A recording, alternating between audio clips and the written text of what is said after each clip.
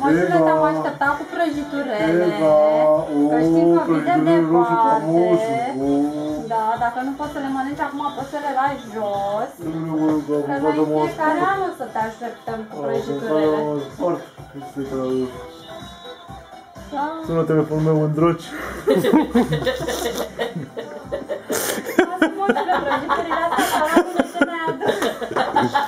Haide la brad, moșule, să vezi ce e la brad, moșule. Avem brad, moșule, hai să vezi bradul. Aduceam o zonă de codouri de pe brad, n-am știut de brad. Ia uite, cu dona, ia ce brad. Avem brăduț, moșule, ia. Hai să punem aici, să punem aici cadourile la brad. Ia uite și pe Mickey Mouse. Pe ăsta l-am pedepsit că a luat jucăriile și le-a dat la copii fără să-mi spună. Ia uite. Trage bluzița aia că nu-i se dă de gurița. Așa. Faci mult și poze. Acum filmezi, moșule. Eu am venit să facem poze. Da, de poze ai venit tu? Trebuie să faci o poză. Pe Facebook. Da, și să le iau cu mine pozele, să le arăt acolo la copii. Am înțeles, am înțeles. A avut domnul general care mă ia la 3 pozești. Aolea, bine că te-a la piciuri. Ia uite. Ia cu pupușa. Îți place, mami, că ți-a adus moșul? Ce mai e acolo, moșule? Mai scoate? Ia, stai să vedem.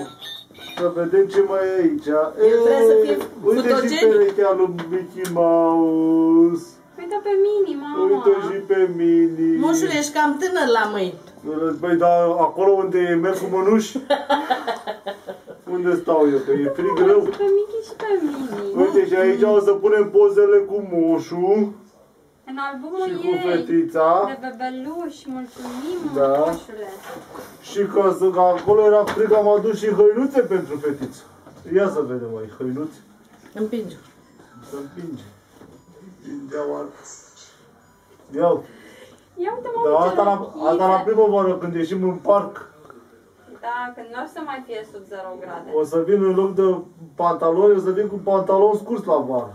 Da, ce frumos. Moșule la noi la vară. Da, roșii. Ce frumos.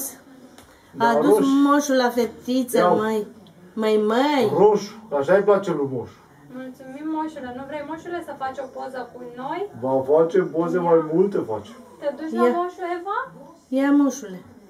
Ce atentă e. Ia că am căzut ăsta pe front, pe ochi. N-am și eu căciulă de crăciuniță. O, foarte bine. Ia, moșule, ia-o în brațe pe să facem o poză. Să facem o poză. Moșule, ai grijă cu burta, că e cam mare. E, că acolo se mănâncă multă carne. Așa, mai sus, moșule, ca pauză la asta. 18, 19, 20. Nu zice nimic.